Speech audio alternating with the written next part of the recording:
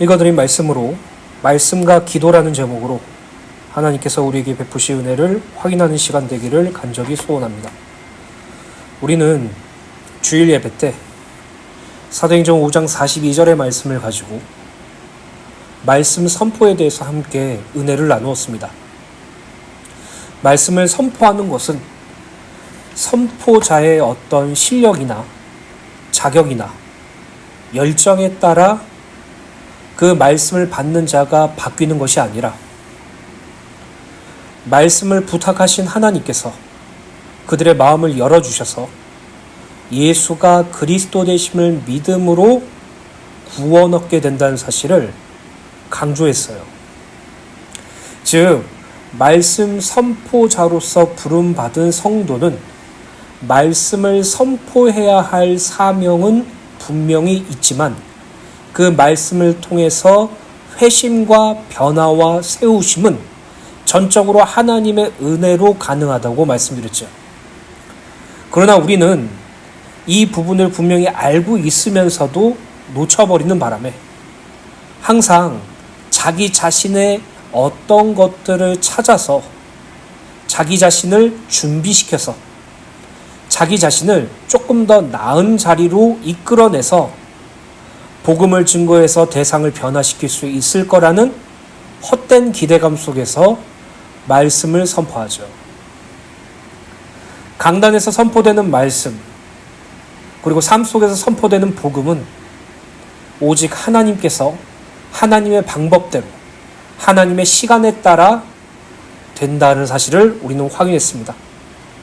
사랑하는 주내교회 성도 여러분, 그러므로 우린 하나님의 말씀을 증거하는 자로서 어떠한 환경이나 상황에 처하든지 자기의 삶과 현장 속에서 하나님의 말씀을 늘 선포해야 돼요. 내게 속해 있는 가족들, 지인들, 친구들에게 복음을 선포해야 돼요. 내 옆에 낙심하고 있는 성도들, 고민을 가지고 있는 성도들에게 하나님의 말씀을 선포해야 해요. 그리고 우리는 기도하겠죠. 이 말씀이 그들 속에 들어갈 때 그들이 그것을 믿음으로 구원받을 수 있도록, 그 말씀을 믿음으로 온전하게 세워질 수 있도록 하나님께 간절히 도움을 구해야 될 줄로 믿습니다.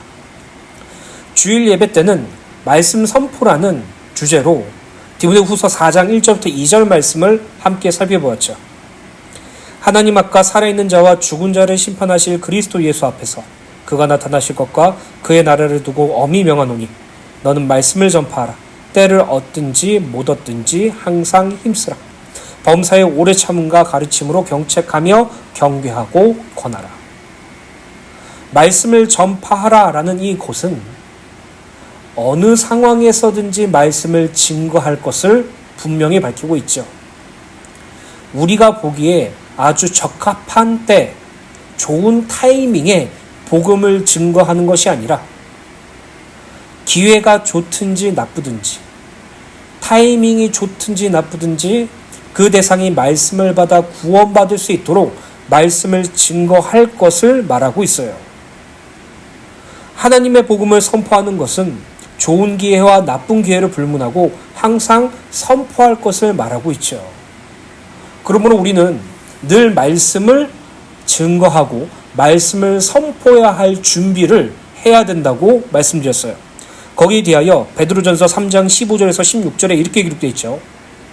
너희 마음에 그리스도를 주로 삼아 거룩하게 하고 너희 속에 있는 소망에 관한 이유를 묻는 자에게는 대답할 것을 항상 준비하되 온유와 두려움으로 하고 선한 양심을 가지라. 이는 그리스도 안에 있는 너희의 선행을 욕하는 자들로 그 비방하는 일에 부끄러움을 당하지 않게 하려 함이라. 베드로는 우리에게 우리 안에 있는 그 복음에 대한 소망을 궁금해하며 묻는 자들에게 그 복음을 온전히 증거할 수 있도록 온유와 두려움으로 준비할 것을 권면하죠. 그러므로 구원받은 성도는 늘 자기가 받은 구원과 그 내용이 무엇인지 확인하고 복음과 진리를 정확하게 알고 누리고 묵상하며 그것을 어디서든지 전달할 수 있는 준비가 되어야 함을 밝히고 있어요. 그렇다면 구원받은 성도가 이 복음과 진리를 어떻게 온전하게 알 수 있겠습니까? 어떻게 정확한 복음을 깨달을 수 있을까요? 검증받은 목사의 설교를 통해서일까요? 아니면 통계적으로 전도할 때 가장 많이 설득됐던 말씀과 그런 것들, 그런 강의 같은 것으로 가능할까요? 신학적인 주제를 연구하고 성경을 공부해서일까요? 무엇으로 우리가 복음과 진리를 정확하게 알고 누리고 준비할 수 있겠습니까? 이는 골로새서 1장 9절 10절에 이렇게 기록되어 있어요. 이로써 우리도 듣던 날부터 너희를 위하여 기도하기를 그치지 아니하고 구하노니 너희로 하여금 모든 신령한 지혜와 총명에 하나님의 뜻을 아는 것으로 채우게 하시고 주께 합당하게 행하여 범사에 기쁘시게 하고 모든 선한 일에 열매를 맺게 하시며 하나님을 아는 것에 자라게 하시고. 바울은 골로새 교회 성도들을 향해서 기도 제목을 알려주고 있는데요.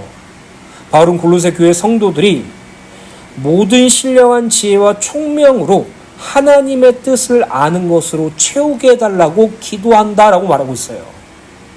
여기서 모든 신령한 지혜와 총명이란 오직 하나님과 하나님의 뜻을 알 수 있는 영적인 지식을 의미하고, 이 영적인 지식, 그 복음과 진리와 하나님의 뜻은 전적으로 하나님으로부터 말미암아 알 수 있다는 사실을 밝히는 것이에요.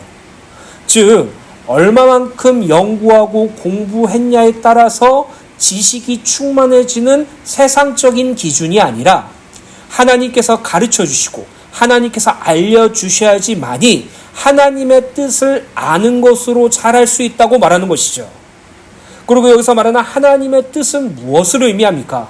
히브리서 10장에 예수께서 주님의 뜻을 행하러 왔나이다라고 고백하시면서 한 사역, 곧 단 한 번의 완전하고 영원한 제사로 말미암아 죄사함과 하나님을 아는 구원을 모든 성도에게 적용시킨 바로 십자가의 대속, 하나님의 복음을 의미하죠. 즉 골로새서 1장 9절의 말씀을 이렇게 해석할 수 있어요. 모든 신령한 지혜와 총명에 하나님의 뜻, 곧 복음과 진리, 구원을 아는 것으로 자라게 하시고 라고 말할 수 있다는 것이죠. 우리가 어떻게 복음을 깨달을 수 있을까요? 우리가 어떻게 진리를 깨닫고 구원을 깨달을 수 있을까요? 우리가 어떻게 복음과 진리를 증거할 수 있도록 준비할 수 있을까요? 우리의 노력에 따라 달라집니까? 아니면 지식 수준에 따라 달라집니까? 천만에요. 하나님께서 하나님의 뜻, 곧 복음과 진리를 아는 것으로 자라게 해 주셔야지만이 우린 복음을 알 수 있고 복음을 누릴 수 있으며 복음을 증거할 수 있는 준비가 가능하다는 것이에요. 그리고 이를 가르쳐 주시는 분이 에베소 1장 17절에 성령 하나님이라는 사실을 분명히 말하고 있죠. 지혜와 계시의 영, 곧 성령 하나님께서 하나님을 더욱더 잘 알 수 있게 도와준다고 말하고 있죠. 하나님을 안다는 것은 그분의 사역을 안다는 것이고, 하나님을 안다는 것은 그분의 마음을 안다는 것이며, 하나님을 안다는 것은 그분의 모든 사역과 열심을 알 수 있다는 것이에요. 우리 하나님의 사랑, 하나님의 열심, 하나님의 사역은 항상 그리스도 예수 십자가의 대속적 구원을 의미하죠. 그러므로 구원받은 성도는 날마다 하나님께, 성령님께, 예수님께 기도하셔야 돼요.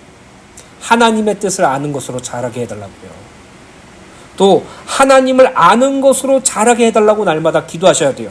결국 전도자가 준비해야 될 이 복음은 스스로 개인의 노력과 지식과 열심으로 가능한 것이 아니라 하나님으로부터 말미암은 계시, 곧 하나님께서 가르쳐 주시는 것으로 말미암아 알 수 있고 누릴 수 있으며 증거할 수 있어요.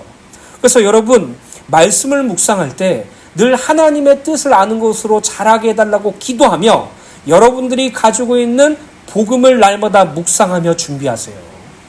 때를 얻든지 얻지 못하든지 날마다 이 복음을 준비하여서 여러분들의 지인들, 여러분들 가족들, 여러분들의 친구들, 여러분들의 삶 속에 속한 사람들에게 복음을 선포하는 은혜가 있게 되시기를 예수님의 이름으로 축복합니다.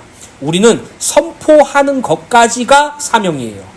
선포 뒤에 주께서 그 마음을 열어 예수를 믿게 하시는 것이고, 주께서 그 마음의 문을 열어서 예수를 그리스도로 믿고 하나님으로부터 말미암는 은혜로 세워지는 것은 오직 주님께로 있습니다.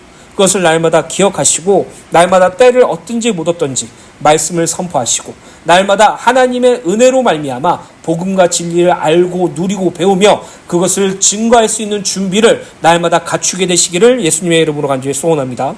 그럼 두 번째로 기도와 선포입니다. 본문 말씀, 설교의 제목이 말씀과 기도죠. 말씀을 선포한다는 것은 반드시 기도가 뒤따라와야 돼요. 그 이유는 주일 예배 때 상세하게 말씀드렸죠. 말씀을 선포해서 그 말씀을 받은 대상이 구원을 얻을 수 있는 유일한 방법은 하나님께서 주신 은혜와 믿음으로 말미암아 가능한 것이고, 말씀을 선포할 때 낙심하고 무너진 성도가 그 말씀으로 말미암아 세워질 수 있는 것도 오직 하나님의 은혜로만 가능하다는 것을 알고 있기 때문에 우리는 하나님의 주체를 날마다 인정하고 하나님의 주권을 날마다 소원하며 하나님께 기도해야 돼요.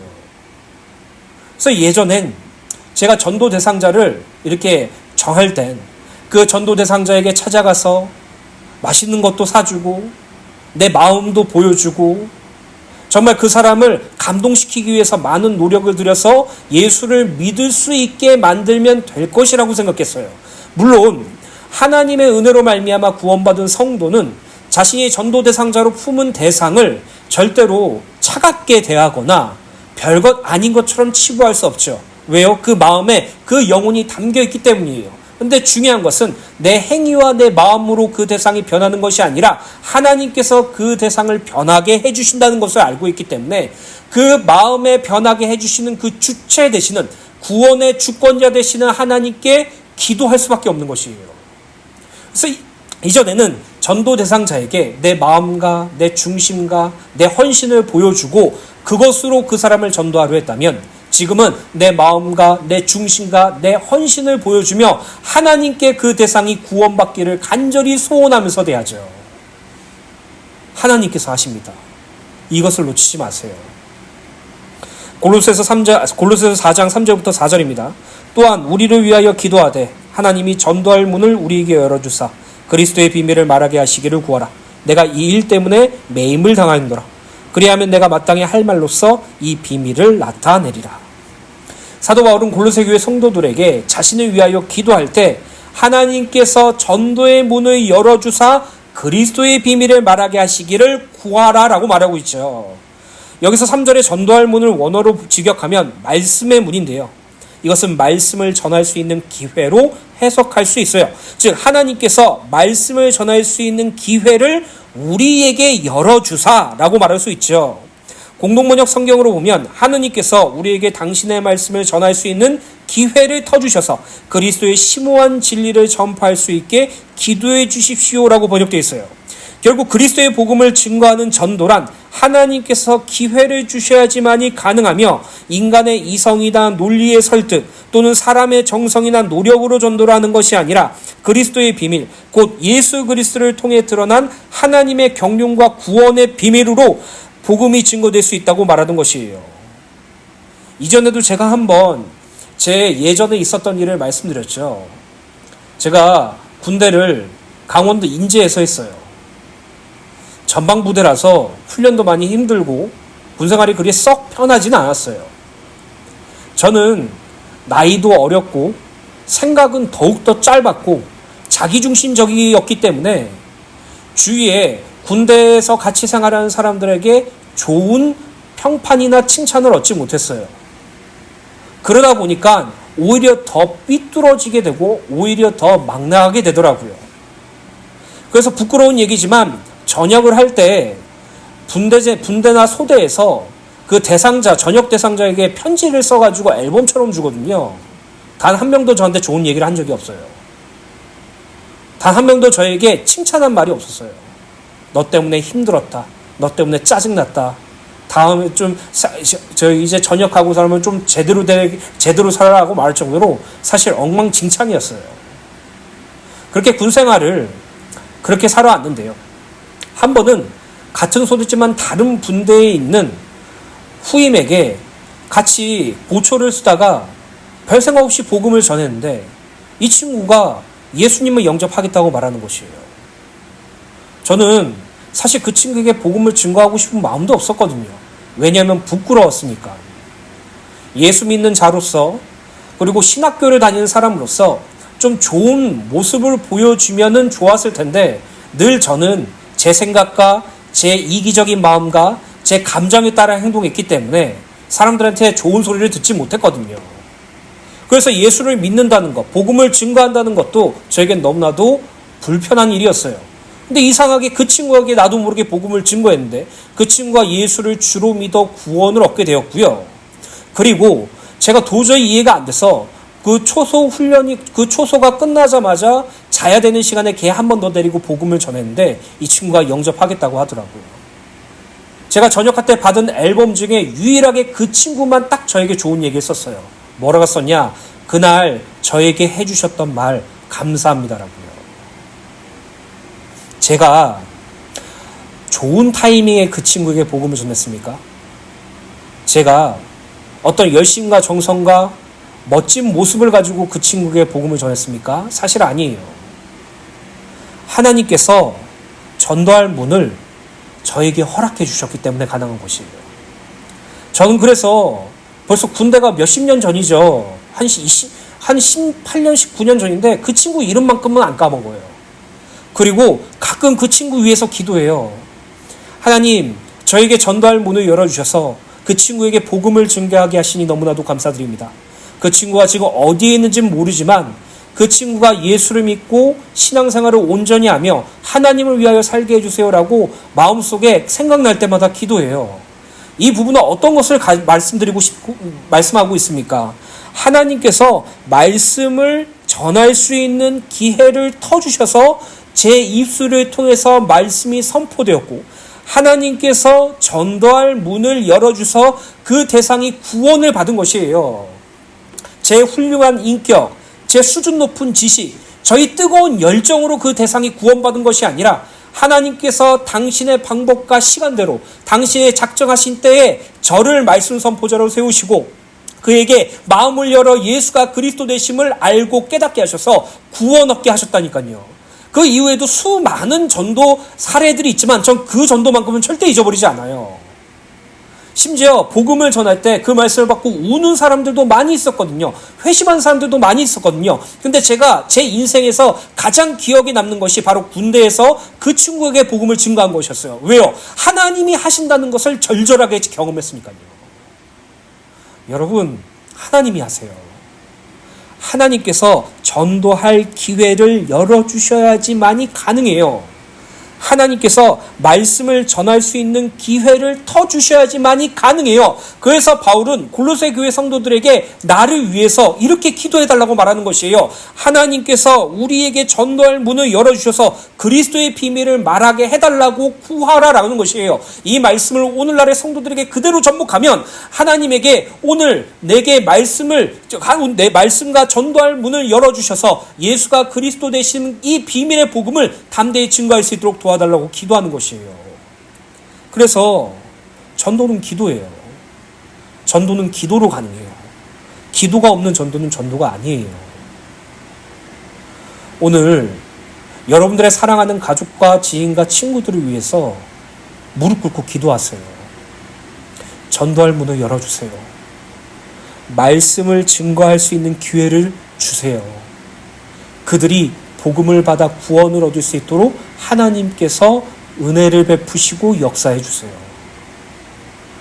말씀 선포자는 말씀을 전한 대상자에게, 여러분들이 전도를 할 대상자들에게 기도해야 할 의무와 책임이 있어요.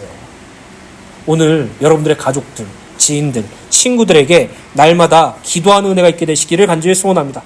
또한 에베소 6장 18절에서부터 19절 말씀을 보겠습니다. 모든 기도와 간구를 하되 항상 성령 안에서 기도하고 이를 위하여 깨어 구하기를 항상 힘쓰며 여러 성도를 위하여 구하라.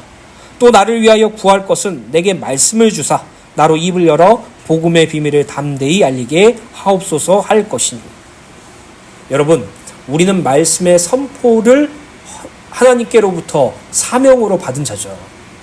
그리고 우리는 말씀의 선포의 도구로만 사용될 뿐이지 말씀의 주체가 될 수는 없어요. 그 이유는 말씀의 주체는 오직 하나님이시기 때문이에요.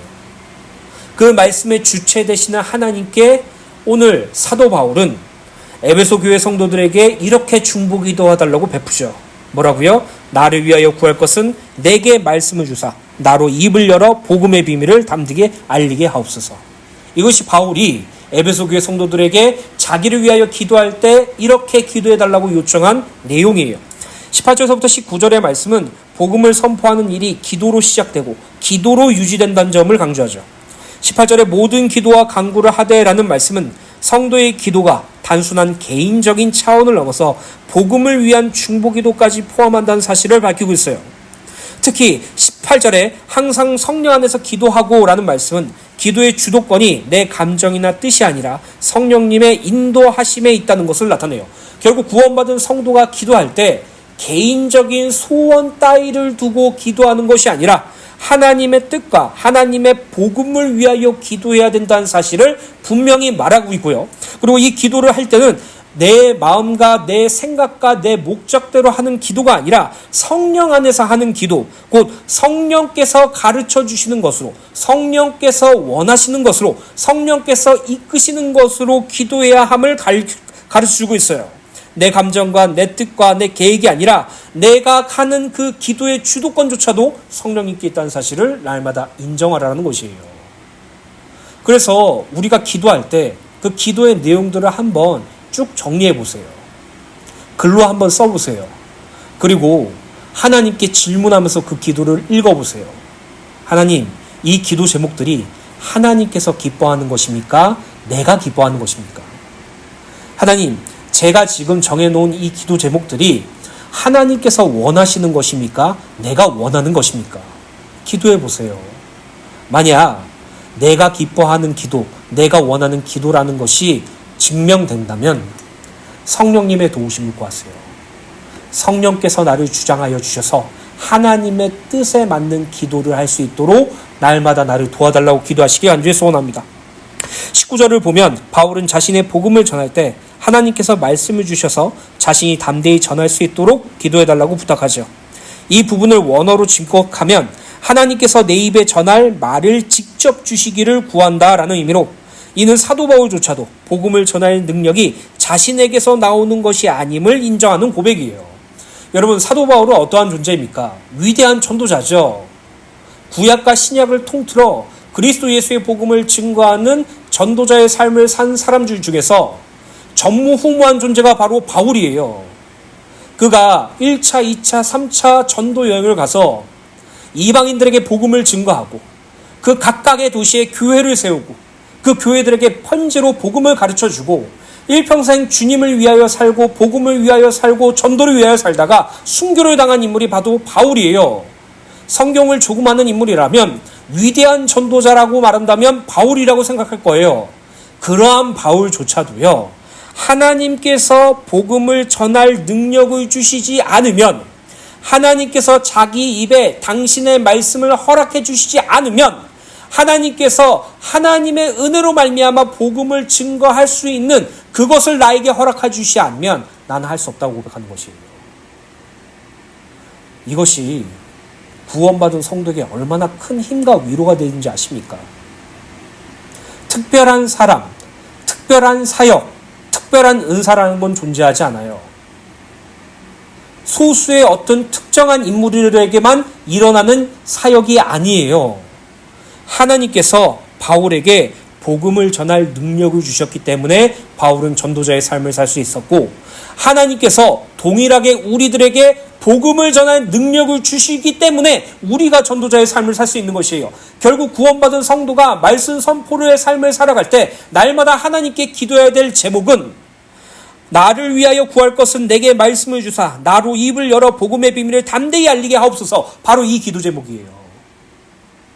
여러분의 삶 속에서 기도할 때 이 말씀만큼은 잊어버리지 마세요.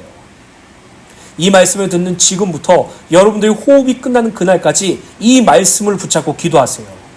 하나님, 내게 말씀을 주세요. 내 입을 열어주셔서 복음의 비밀을 담대히 알리게 하여 주시옵소서. 이 기도가 날마다 회복되기를 소원합니다. 또한 복음의 비밀을 담대히 알리게 하옵소서라는 기도는 바울이 복음을 선포할 때에 있어 단순히 자신의 지식이나 논리에 의존하는 것이 아니라 성령의 도우심과 성령께서 주시는 담대함이 있어야 함을 가능해요.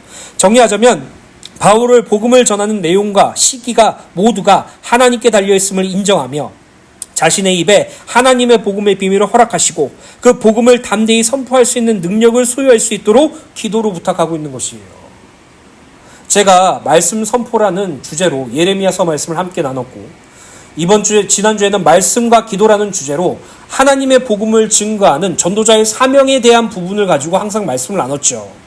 우리는 분명히 복음을 증거해야 될 사명을 하나님께로부터 받았으며 우리는 때를 얻든지 얻지 못하든지 날마다 복음을 증거하는 삶을 살아야 돼요. 그런데 전에도 말씀드렸지만 우리는 늘 이 복음을 증거하는 것에 부담을 느껴요. 어려움을 느껴요. 마음 같아서는 내 앞에 있는 내 사랑하는 지식과 가족들과 친구들에게 복음을 증거하고 싶은데 쉽게 입에 떨어지지가 않아요. 복음을 증거하기가 너무나도 어려워요. 왜 복음을 증거하지 못할까라는 고민이 생기고 왜 나는 전도를 너무나도 자연스럽게 하지 못할까라는 괴리감이 생길 수 있어요. 여러분, 하나님께 기도하세요. 예수가 그리스도 되심을 담대하게 선포할 수 있는 능력을 하나님께 구하세요. 성격이 외향적이고 개방적인 사람이 전도를 잘하는 것이 아니에요. 성격이 내향적이고 내성적인 사람이 전도를 못하는 것이 아니에요. 주님께서 우리 마음에 하나님의 복음을 증거할 비밀을, 하나님의 복음을 담대히 선포할 수 있는 능력을 주셔야지만이 가능한 것이에요. 즉, 복음을 증거할 수 있는 것, 복음을 담대하게 선포할 수 있는 것, 오직 하나님께로부터 나온다는 사실을 말하고 있는 것이죠. 그것을 두고 기도하라라고 말하고 있는 것이에요. 사랑하는 주의 교회 성도 여러분, 날마다 하나님께 말씀을 달라고 기도하시고 우리 입을 열어서 복음의 비밀을 담대히 알리게 해달라고 기도하는 저 여러분들 되시기를 예수님의 이름으로 축복합니다. 결론입니다. 어제 하나님의 은혜로 우리 이천주의교회 전도팀과 전도 모임을 가졌습니다. 전도 모임을 가질 때 사실 그 전부터 계속 기대를 했어요. 어떤 기도를 했느냐 하면 하나님께서 제게 주신 말씀 선포와 지난주에 말씀과 기도라는 이 두 가지의 말씀을 마음속에 품으며 하나님, 때를 얻든지 얻지 못하든지 예수가 그리스도 되심을 증거하게 하시며 나에게 입을 열어주셔서 말씀을 허락해 주시고 복음의 비밀을 담대히 알게 해달라고 기도하면서 준비했기 때문이에요. 그래서 어제 이제 전성훈 목사님하고 팀을 이루어서 이제 물티슈를 들고 현장에 나갈 때 너무나도 감사하게도 노방 정도에 대한 부담감과 부끄러움이 없어지기 시작했어요. 보는 사람마다 물티슈를 나눠주면서 물티슈 받아주셔서 감사합니다라는 생각만 했었었는데 어제 같은 경우에는 물티슈를 나눠주면서 분명히 선포했어요. 예수 믿으세요. 예수 믿고 구원 얻으세요. 노인이든 할머니든 어린아이든 학생이든 청년이든 장년이든 상관없이 만나는 모든 사람들에게 예수를 믿으라고 고백했어요. 예수 믿고 구원 얻으시라고 고백했어요. 복음을 증거할 수 있는 기회가 열려지진 않았지만 전도 모임이 끝나고 나서 저는 하나님께 감사하다고 고백했어요. 하나님, 제 입을 열어주셔서 예수를 믿으라고 고백할 수 있고 예수만이 구원자 되신 사실을 고백할 수 있고 또 그것을 담대히 증거할 수 있도록 도와주셔서 감사합니다. 저에게 전도할 문을 열어주셔서 우리에게 복음에 대한 궁금증을 가지고 있는 사람들에게 제가 가지고 있는 복음을 담대히 증거할 수 있도록 도와주시옵소서라고 기도했어요. 결과를 보고 결과만 집중하지 마세요. 전도자의 사명, 말씀 선포의 결과는 하나님으로부터 말미암는 것입니다. 날마다 그것을 인정하시고 삶과 여러분들의 일상에서 그리스도 예수의 복음을 선포하는 저여러분들 되기를 예수님의 이름으로 축원합니다.